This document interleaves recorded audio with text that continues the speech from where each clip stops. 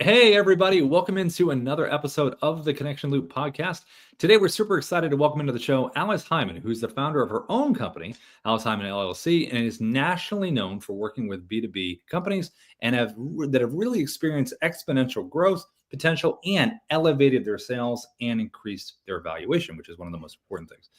She also focuses on strategizing with CEOs, sales, marketing, customer service, leadership, all to build the strategies that find new business and grow existing accounts. And she has a teaching background as well. So Alice has done so much in her life in sales and professional career. Welcome into the show. Good to have you, Alice. Oh, thank you so much for having me. It's great to be here. Yeah. So I figured we can start out with just tell the folks out there your background, how you got to where you are. Obviously, you have the teaching background. You're great in sales. How did it all come up? How did it all come about? Kind of bring us up a bit. All right. Well, the short story is I went to school to be a teacher, and I indeed was a teacher for about 13 years. I was a special ed teacher, and then I got a master's degree and became a reading specialist. Loved doing that. Started 2 businesses while I was teaching because deep down, I'm an entrepreneur. I didn't know it then. I didn't even know the word for it, but I'm just a starter of things. So I started a nonprofit, the Mount Diablo Mothers Club. And that grew and grew and grew. It was amazing. We had like 600 members or something when I left. And then I also started Book Adventures, which was a resource center for parents and teachers. So that was my first foray into the for-profit business world. I had to write a business plan and get it funded and open the doors, and then promptly 3 years later, close it because it was not making a profit and I needed to go back to work and earn some money. So that was kind of my first. The whole profit thing, right, Alice? Like, the whole how do you thing. do this? Yeah. How do you be in business, right? And make a profit, right? The whole profit thing. Yeah. So that's my background. And then I jumped into the corporate world. I say I was catapulted, right? I'm teaching young children, kindergartners a lot. And so catapulted from kindergarten to corporate because I joined my father's company, Miller Heiman, a well-known sales training company that now belongs to Korn Ferry after many private equity firms selling it in between. So I am very, very well versed in the complex sale because I spent time doing that with Miller Heiman and working with Fortune 500 companies. But how did I get to where I am now from Fortune 500 to founder-led companies that are not startups, but more mature companies, is because during the dot-com time, I left Miller Heiman because they were selling the company, and I started out on my own. And all the leaders, the sales leaders from all these Fortune 500 companies, Hewlett Packard, AT&T, GE Capital, they were all going to these .coms and calling me up and saying, "Hey, can you come help us?" And I'm like, okay, what do you want to do? And they're like, "We want to start a sales team from scratch." I'm like, okay. And I had no idea how to do it, but we figured it out. I became very popular in the .com world, helping companies start up sales teams. And then from there, I learned about the volatility of venture capital money and moved into working with more mature founder-led tech companies. So I've been doing that for many years, and I absolutely love it. So I'm a sales strategist, and I make sure that companies grow very profitably so that they have high value when they want to take on debt or equity, do acquisitions, or perhaps exit. The biggest question to ask is, what does a CEO and a kindergartner have in common? No kidding. There's probably a lot in terms of like, hey, I work with kids and now I work with people in the corporate world. There's got to be some kind of connection there in terms of that, which is pretty neat. As far as your energy, you obviously have fantastic energy. And one of the phrases that I got wrong initially when I said to you, I said, what is it like being a chief sales engineer? It's like, well, Rob, if you look at the word closer, which I did, and you corrected me, it is a chief sales energizer, which is what you bring. And I'm sure everyone just felt that with your energy. How did you come up with that? Was it given to you? Talk a little bit about that. Well, I think that all of my clients will tell you that I bring a lot of energy to what I do. But years ago, I had a client who nicknamed me AMP because he just, thought that I had, would come in and amp it up, I guess. Yeah. So I thought that was kind of interesting. And I was trying to think of something different, just to be the CEO. Look, it's my own company. Yes, I have a team, but it's a small company, and CEO does, of course, I'm the leader of the company, but better description to the people who are going to work with me is chief sales energizer, because I will come and bring in the energy to your entire go-to-market process, to the people, to the process, and help you bring it to your own customers. So it's what I love to do. And I don't know. I think that it's just who I am, energizing. It's got to feel really like a shot of adrenaline, I would imagine, with the folks that you work with, because I would imagine, when you're reaching out to get help and coaching and consulting, and from someone that's experienced as yourself, it is like a sea change. So you want to feel that breeze of energy that's coming in, and optimism, and I'm sure that's a big part of it. Well, because it's behavior change, which I know we're going to talk about, but it's like when you need to make a behavior change, a positive environment is very helpful. So. Right. Coming in negatively, doing like this. Whoa, whoa, whoa, whoa, whoa. Hold on a second. So let's talk about that. The customized approach to changing behavior. Also from, like you just mentioned, you're working with these companies, the CEOs, these leaders, but also for them to understand they've got to customize their approach to their buyers. So a big part of both sides. Right. Well, I think it really does start with the CEO customizing their approach to their employees, right? Because if your employees are not on board, aligned, understanding the vision, and understanding who they serve and why they serve them and why that matters, right, then we're not going to have a good customer experience. And my good friend Tiffany Bova, she's been known to say EX, right? Employee experience equals CX, customer experience. Yeah. Good, bad, or indifferent, right? If your employees are disgruntled, unhappy, not aligned, they're not going to serve your customers very well. The customers will feel that, right? On the other hand, if your employees are happy and understand their mission and understand who they serve and why it matters, then they are going to do a stellar job and the customer experience will be good. So I do think that the CEO needs to take a look first at what's happening internally and make sure that there is alignment, people are happy, that they know who they serve and why, right? And then I think bringing that energy and understanding the customer is so important. And there's no one more important to do that than the CEO. Yes, your salespeople are out there talking and listening and understanding, right? But it's something different about having a CEO talk to the customer and understand what the customer really wants and needs, and bringing that back to the whole entire team, and especially the innovation team, right? Product team, because this is what I'm hearing from our customers. So our salespeople can sell this right now. That's what we're selling, but our customers really need this, right? Yeah. So we have to be prepared to keep innovating to meet those customer needs. We see a lot of that in technology on our side, with what we do with video and AI and tech, where we have great users of the platform that give awesome suggestions sometimes, like, hey, a button here would be great. Or what about, so we're always like, have our ears open, and we got a wonderful team that does that. Have you seen any commonality between CEOs and leaders over the years where like, yep, okay, there it is. I hear this a lot with every CEO in terms of their vision and kind of what they see? I think commonalities in vision, that's a tough one. I think that the CEOs that I work with, most of them are pretty altruistic and they do have a real drive to solve something. Most of my founders work with small businesses. Also, they sell to enterprise too, but they want small business to succeed. And I think they have that in common as part of their vision. And I do believe that most of them, at least the ones I work with, really care about building a sustainable company where employees can thrive and be happy, right? So I think at least the ones I work with have those things in common.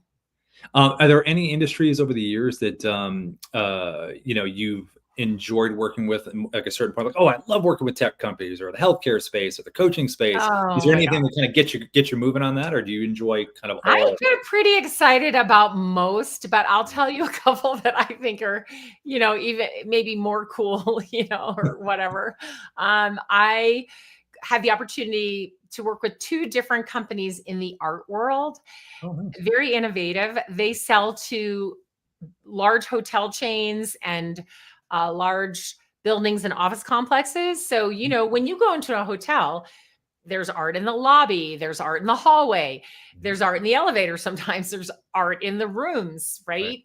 Yeah. That art all has to be curated. And it's a very, very complex deal. So that may be another reason that I like it a lot. But when I was young, before I became a teacher, I went to school to be an artist.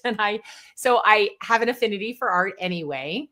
And then I love the complex sale. And so you have these really unique art companies who are trying to sell to a big hotel chain, right? Or if you think about it, so when you sell to hotel properties, there's a brand like Marriott, there's an owner that's not Marriott, it's a separate owner, right? That owns that. And then there's a property management company. And then there is also the designer. Yeah. And Yep, you're so right. all those people have to get together and agree on something if they're going to put art in the building. So all the budgets have to align, all the, the idea, the vision for the property. So I think that's pretty fun and fascinating for me. I Yeah. love that. Plus I love the conferences for the art world. Yeah. They're a lot of fun. Yeah. And then I've also had the opportunity to work with companies who sell to big companies like Caterpillar, Mm. and the other ones that make big diggers and dumpers and grinders and stuff like that. Sure. And I think that's pretty fun too. I've been to some of those conferences. Right now I have a company that actually sells the controllers for equipment that has like arms that have to go way up and pour cement somewhere where you can't hardly see and you're remote controlling it. It's pretty cool. Interesting. Wow, that's amazing. From the halls of Marriott to the robot arms that are delivering that. Well, I'll tell Yeah. you, I agree with a lot of that there. I've lived an experience. When I was younger, I used to work for the Ritz-Carlton. I know all about the inner workings of the hotel. And you're right, getting Yeah. everyone on the same page is not the easiest thing. No. Second part I want to ask you, I've done illustrations my whole life, and art is a big part of my life. Like, what do you do for art? Was it painting? Was it, what were you Oh into? gosh, I've done a lot of things. Definitely some painting. I like textiles a lot. So I worked in dyeing wool and then weaving. I had a gigantic loom and I would weave Wow. things. Uh, that was a long time ago. I did a lot of photography. I still like photography. Yeah. Cool. That's awesome. That's a great Yeah. side. Do you use film still, or do you do actual film stock? I have not used film for a very long time. I have a couple friends who still use film occasionally though. So it's Yeah. kind of interesting, but yeah, I'm digital. All right, so that brings us a perfect segue to this, the power of AI. So AI, Mm. obviously, we have AI with what we do. We have AI sales assistants, AI writers. It's a big part of the platform that we do. But for you, with what you do, what's been a good use case for AI with you in your daily life, with the clients you work with? Ugh, What's kind of been the use case? yeah. It's something obviously think about a lot. It's on everyone's mind, but I'll start with me, right? So I'm trying to learn as fast as I can, and I have so many other things I'm trying to learn at the same time. Right. But I have been using Perplexity mostly and ChatGPT for thinking through things, just talking and thinking through and getting more ideas. Yeah. I've been using it to help me write things or edit things that I've already written. Yeah. And so, that's the bulk of what I do with it right now. I wish I did a lot more. And I wish I'm getting there, like to figure out how to give it a whole task and let it do that whole task to take it off my plate. Yeah. But I'm pretty successful with getting it to write well because I've trained it really well and I'm very good at prompting just kind of naturally. I have read a lot out there on prompts and stuff, and that's great. People are now making money selling people prompts. Oh my goodness. Okay. Right. Well, it's critical thinking skills. So, but see, I've always been good at what I call Googling, right? I've always been good at Googling. I've heard of that. Can't find something. Yeah. I can because I think beyond and I know how to do a Boolean search and I'm always able to come up with stuff that other people aren't. Yeah. But that's kind of the way I'm in my brain too, right? So I think that transferred really well over to trying to help AI help me. Yeah. Now, yes, I want to get into using it further, and Mhm. I think a lot about how I deliver to my clients right now. Yeah. How could I use AI to better do that? Mhm. So I've been noodling around with that. I have a group of other women sales experts that I'm in, and we talk about that kind of thing a lot. So I think that it's important for people to think about how they deliver Mhm. and can AI help them in some way. So some of my friends have actually made avatars of themselves or bots or whatever you want to call them, superhumans, Yeah. and they've downloaded all the information into that. And Mhm. that person appears on screen and looks like you, and you can ask them lots of questions. I Yeah. think that's kind of interesting. Not Yeah. there yet for me, but Yeah. I think there's many uses that I'm looking at. Now, for my clients, Mhm. it's really important in a couple of ways. So the first is for the CEO. Mhm. And in my world, I need the CEO to be an evangelist Mhm. out there evangelizing for the company. I also need them to be a thought leader, to Mhm. say something provocative, or to maybe have an opinion or judge something, Yeah. and let other people respond to that, right? Yeah. Now, most of the CEOs, as you know, are very busy, just like I am. And, like you are and your partners are very busy doing a lot of things to run the company. Yeah. But if they want to provide thought leadership, they're going to need some help writing, because Mhm. they just, some of them maybe aren't as good at it or just don't have the time. And so I think that's a place where AI can be really good. Someone Mhm. on their team or together with them, or they themselves can build their little avatar. Here's who I am and here's how I write and all that. And Yeah. then pick three pillars, three things that you love to talk about that your audience wants to hear about, and then just write about those over and over again. So I think that's definitely a way that my clients should be using AI to help them share their thought leadership. It's still their thoughts. Yeah. Somebody helping them write. It's just like if you hired a writer or if your marketing team did it, the AI is going to help you do it. There's no shame in that. People are shaming people who are writing with AI, and I think that is wrong. Yeah. A lot of people have ghostwriters. A lot of people have their marketing people write. I mean, come on. Yeah. Look, it's still my original thoughts, right? Yeah. So yes, if it sounds like AI, I'm sorry. People should take more time than that. But I think Right. it's really great to have AI helping you. And then I think for sales, there are so many ways that Mhm. we can improve customer experience if Right. we can bring AI in. But Mhm. it has to really start with the CEO and a vision and strategy for AI at their company. Because what most companies are doing now, Rob, is Mhm. random acts of AI. This one's doing this one's doing that. The salespeople are a little of this, a little of that. Yeah. Not good. And if you're not paying for these platforms, which I know, one more thing to pay for, got it. Mhm. But they're putting all kinds of stuff out there from your company, and it's just going out there. So really be thinking about that. So I think Mhm. there are so many uses in sales and customer success to improve customer experience, Yeah. and to make it easier for salespeople, less administrative work, so they can focus more Right. on the humans that they need to have conversations with. I think Mhm. that's really important, but I just don't see it being adopted very quickly, Yeah. and it's pretty random. So I'm advising every CEO out there to think about how your company can use AI, Mhm. not just to do little tasks, but think about a strategy for AI at your company, how it can help you innovate, how it can help you with customer experience, which tools you use, how you'll use them, who will use them. Get a committee together and figure that all out. Meanwhile, while everyone's using their random acts of AI, but get that, and then get that instilled in everyone so that your company is progressing Mhm. and leading versus lagging Yeah. on what can be done with AI. I like that. Random acts of AI. That's just that sounds really good. You should do a social post about that.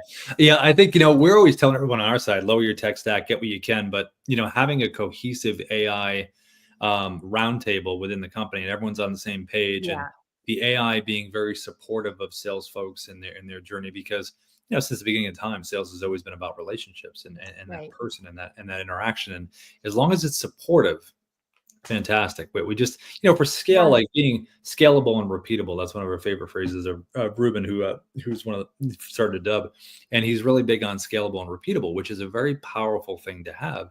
You just want to have the human beings behind it, and the AI is assisting in the growth of the reps and the careers and everything. So, getting them all seated at the same table and not having the randomness is probably a huge part of it in general, but especially with AI. Well, and I think there will be many tasks Mhm. which will lead to many jobs being replaced by AI. Yep. And not necessarily a bad thing, Yep. but we have to reskill ourselves, right? And every seller should be thinking about that. Every go-to-market person, every human should be thinking about reskilling themselves, because we have the capacity to do so much more and be so much more brilliant if we could get some of these administrative tasks off our plate. So Right. we will still be needed, but in Mhm. a different capacity. And I have friends like Amanda Callow, who is the CEO of One Mind. She is also the founder of Sixth Sense.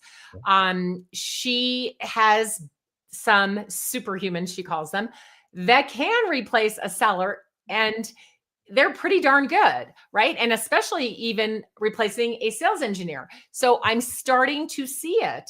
Now, is our audience ready for that? Do they want to rather talk to a superhuman than a human? I don't know. Right. But I've talked to a few of these superhumans, and they're pretty darn good. Yeah. I think the biggest problem is they don't know what they don't know, right? And so with a human who can do critical thinking, Mhm. a bit different, right? So if you listen to David Brock, another good friend of mine, who is talking about, the AI isn't there yet. And many, especially people who are experts in AI, it's not there yet. You want to believe it is, it's not, right? So I think we all need to catch up to where AI is right now. Yes. What the best uses are for it right now, especially inside of our company to drive whatever it is we're driving, right?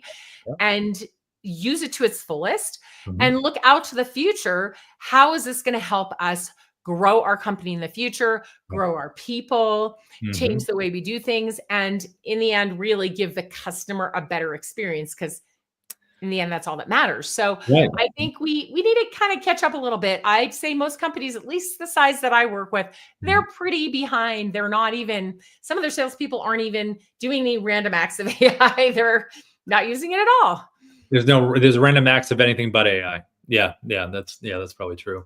But you're so right about the messaging of everyone needs to up their skills and get current and be able to do these things, because everything is changing so quickly. And like you said, the adoption might be a little slower, but the tech is evolving very quickly. Like it's arriving at the doorstep, but are people opening the doors and picking it up and learning about it, which they're eventually going to have to do.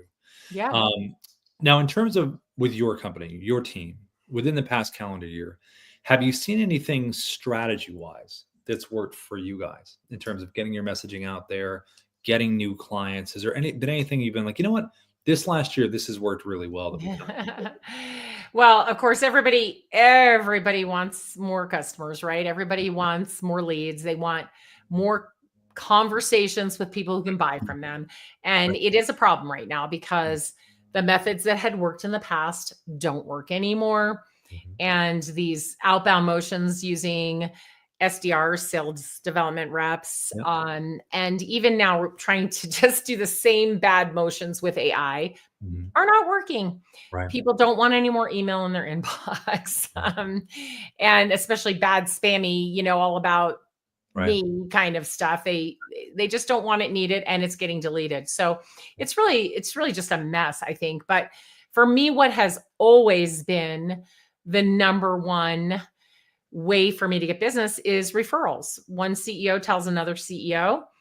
I talk to them, and usually by the time they talk to me, something's, they have a challenge, they want to grow, and they can't get past a certain point. So they're pretty much ready to buy when they talk to me. Yeah. I'm a good listener. I know how to solve a lot of problems. I can bring a lot of resources to the table. So I'm going to say my close rate is, probably 95, 99%, because they're coming to me and they have a problem that I solve, and someone has told them what I've done in the past for them. And So that's great. Like everybody should have that. It's wonderful. Yeah. And you just don't utilize it. Like every company has customers who are supremely happy. I hope. Right. If you Right. don't, I don't know why you're still in business, but you should have at least some subset of your customers that are supremely happy. Yeah. They will gladly boast about you and make introductions, but you have to ask them. They just don't do it out of thin air, right? So Right. that is always my number one. But most recently, in the last couple of years, I got in front of the right audience, and that's another thing, right? So Yeah. I used to do a lot more speaking. Now I only speak to tech CEOs. So There you go.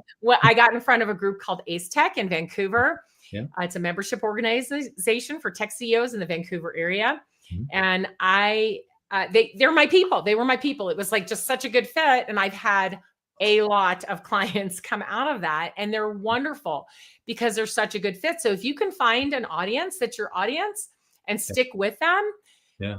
it's another great feeder because they saw me speak. So they know what I talk about. They know my personality. Because they've seen it, right? And they're like, oh, I'd like to work with her. Now, look, I'm not for everybody, right? But a number of those CEOs felt like I could help them. And I have been able to, which has been absolutely wonderful. So that's been a great feeder for me also. Now, some of you may know I have a podcast called Sales Talk for CEOs.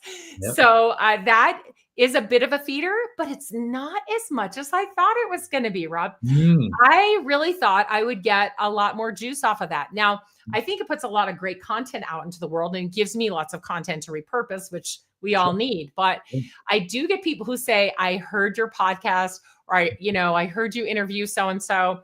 Yeah. Can you help me with? So occasionally I get something that way or from some other content that I've posted, but really the vast majority of it comes from people who already know me because they've seen me on stage or someone else has told them about me. And then we have a conversation. That's amazing. Hey, it's not what we say, it's what they say. That's a huge part of it. Your best spokespeople, your folks that are happy with you. Yeah. How about the biggest mistake in sales? Like we always save this question just because I think everybody can relate to making the mistake, and you're like, oh man, okay, I made that, but did I learn from it? Did I adjust? Did it take me down a different path? Did it make me look at a different strategy? So your background is obviously filled with education in sales. I mean, they're all intertwined, strategies, energy, everything that you've talked about. With your learning curve that you had when you were coming up through the ranks, was there something in there where you're like, oh, I used to do that, but I changed it to this? Like what's kind of your take on that? So I've changed a lot of things over the years. I've been in business a long time. So dare I say 30 years, right? And I remember I taught before that too. So Right. I have some years under my belt.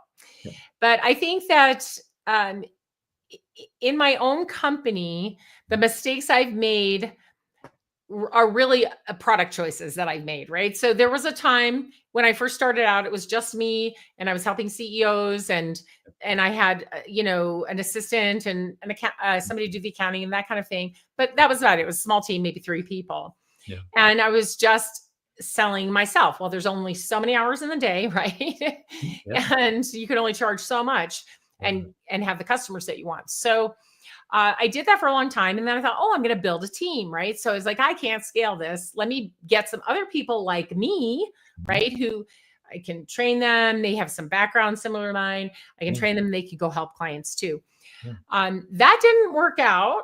And it was a lot of work, right? So it was a lot of work to try to find the people, train the people. Yep. And then it was a lot of work to manage them, right? So then sales slowed down actually, and I had more mouths to feed and they weren't bringing in revenue. So that was a sales mistake in structure, right? Because they should have all been out there selling and that's what I had planned, but not everybody is really that great at sales, even though it's funny because even though they might have a sales background or have had a lot of training, getting out there and doing it is a different thing. And that's why I think so many times we are, just really perplexed when we hire somebody because they were so good in the interview and then they sit in that seat and don't do what we expected them to do. So anyway, so that was a fail on my part. And then I was like, okay, that's it. Yep. I will build a team around me to take care of everything Mhm. so that all I have to do is sell and deliver. Yep. So I got a chief of staff and trained her, and I have a marketing team, and I have a podcast team, and I have an accounting team. And it's like, okay, y'all do all that stuff. So I don't have to, and I Right. can just sell and deliver. Yeah. That worked better, and my income increased dramatically. Mhm. But it's still not scalable, right? Right.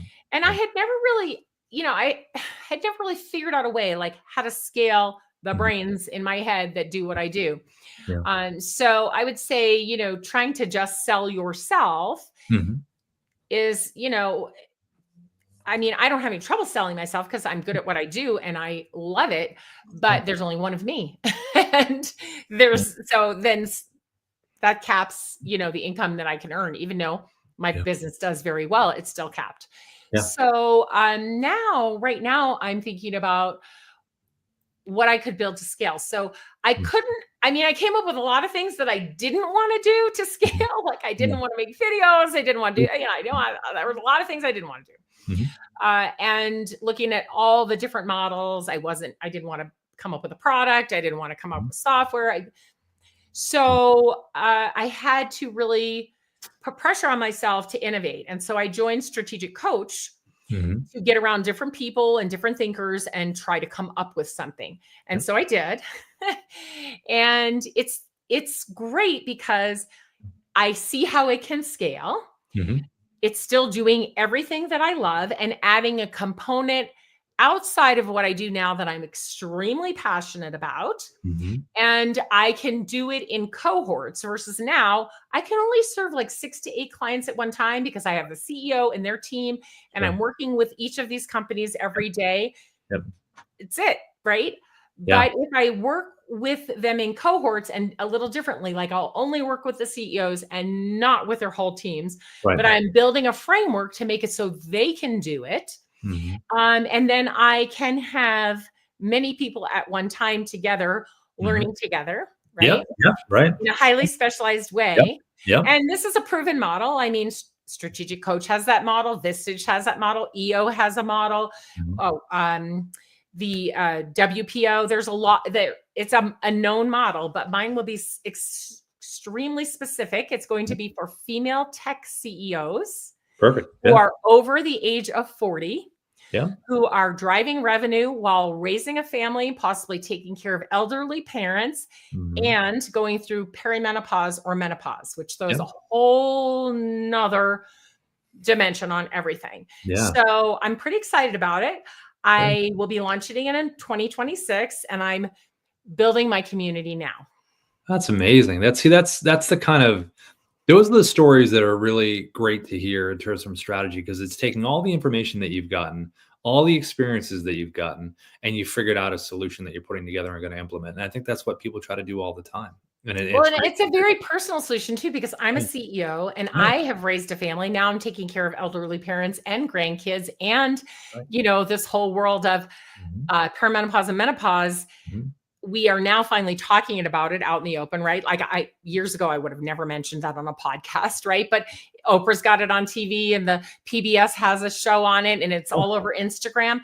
It's like about time. Women's health is super important. Yeah. By the way, we are 50% of the population and Yeah. every woman who's born and will live Yeah. will go through menopause. So it's like, gotta It's talk gonna about it. happen. Right. Right? And I So, think people want those stories. They want yeah. those. I think now more than ever, and we say this a lot, the personal is the professional. So many people want to connect with the human being first and really feel like, oh, I go through that, or yes, I'm Yes. experiencing that, and I think that Yeah. there's more light on those things in the past, 5, 6, maybe 10 years within that frame than ever before. Because like you were Right. saying before, it was more buttoned up and everything was a Right. certain lens had to be looked through, and that's changed a lot. Right. And also, Rob, keep in mind that all those organizations that I named, EO and when it was YEO, and I think there was still some, and other than like the WPO Women Presence Organization, most of those, Vistage, all those are men and women, right? CEOs can join, but Sure. they're predominantly male, right? So if you are only 25% of the population or less in the room, even though you're a CEO and you can talk about CEO stuff, you're probably not going to bring up menopause in that group, right? Probably the first thing you bring up, but yeah, no, I get it. Right. And so I think to have a place where it's safe for these female CEOs to talk about driving revenue and being a CEO and all of those things, but also be able to say, oh my gosh, and yes, my elderly parents, and yes, I still have, I didn't have babies till I was 40, so I still have young ones at home, and I'm, trying to do this stuff, and to be able to talk about what their body's doing and how it wreaks havoc on their brain and their mood and everything else.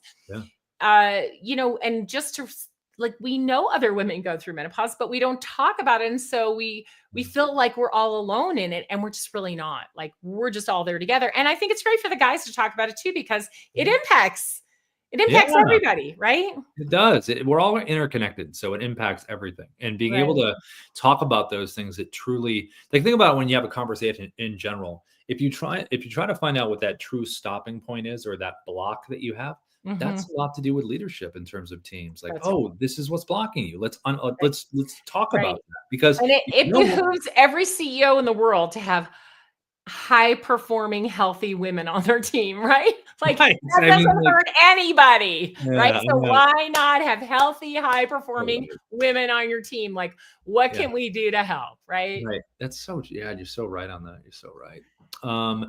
I mean, men too, right? We need healthy, high-performing men too. Everybody should, but I'm just saying it's a little bit different, because you may, in this period of your life, be going through something that, of course, you can't control because it's natural. And everybody's not recognizing that necessarily. Sure. Yeah.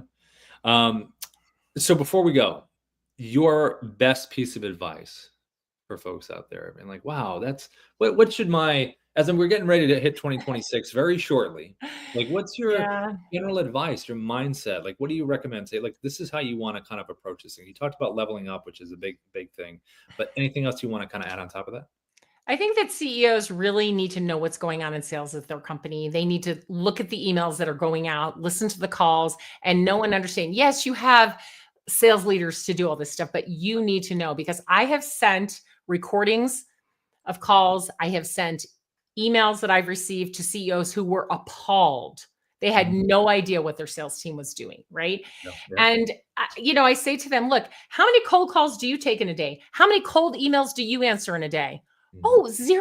Oh, but you're asking your salespeople to do cold outreach all day long. So why do you think that if you don't answer those, somebody else is going to? So let's think of a better way, right? And there are so many better ways. And if you have any trouble thinking of them, please call me, because there are so many better ways, right?